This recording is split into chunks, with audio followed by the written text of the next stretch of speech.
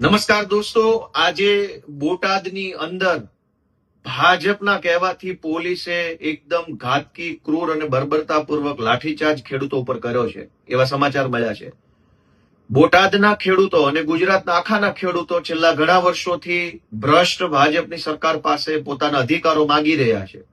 બોટાદની અંદર ખેડૂતોએ લોહી પરસેવો રેડીને પકવેલા કપાસ અથવા અન્ય જણસો જ્યારે યાર્ડમાં વેચવા જાય, માર્કેટિંગ યાર્ડમાં, ત્યારે માર્કેટિંગ યાર્ડમાં રહેલા ભાજપના મળતિયાઓ અને ભાજપના જે કાંઈ પણ નફાખોરો છે એ ખેડૂતોની ખેત પેદાશમાં કડદો કરી અને ખેડૂતોને લૂંટવાનું કામ કરતા હતા. અને લૂંટની સામે અવાજ ઉઠાવવાનું કામ આમ આદમી પાર્ટીના માધ્યમથી આમ આદમી પાર્ટીના નેતા રાજુભાઈએ કર્યું.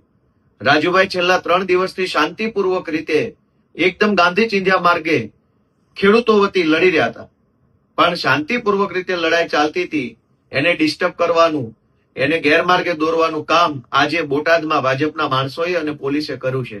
આજે ખેડૂતોની મહાપંચાયત યોજવામાં આવી હતી અને આ મહાપંચાયતમાં હજારો ખેડૂતો એકઠા થયા. એની ઉપર ગાંધીનગર વાળાના આદેશથી બર્બરતાપૂર્વક ખૂબ ઘાતકી રીતે લાઠીચાર્જ કરવામાં આવ્યો છે. અનેક નિર્દેશ ખેડૂતોને મારવામાં આવ્યો છે. ટીયર ગેસના સેલ છોડવામાં આવ્યા છે.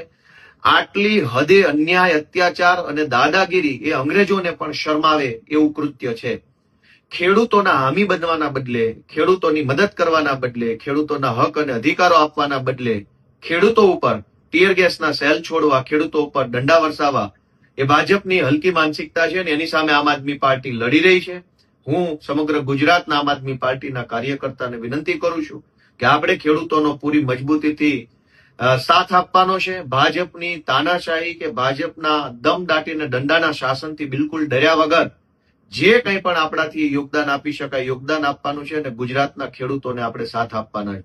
બોટાદની અંદર જે ઘટના બની છે એ નિંદનીય ઘટના છે. પોલીસે ખેડૂતો ઉપર જે અત્યાચાર કર્યો છે એ બિલકુલ કાયર કૃત્ય છે, એ બિલકુલ યોગ્ય વ્યાજબી કૃત્ય નથી. આમ આદમી પાર્ટી ભાજપનો સામનો કરશે અને ખેડૂતોને સાથ આપશે. જય કિસાન.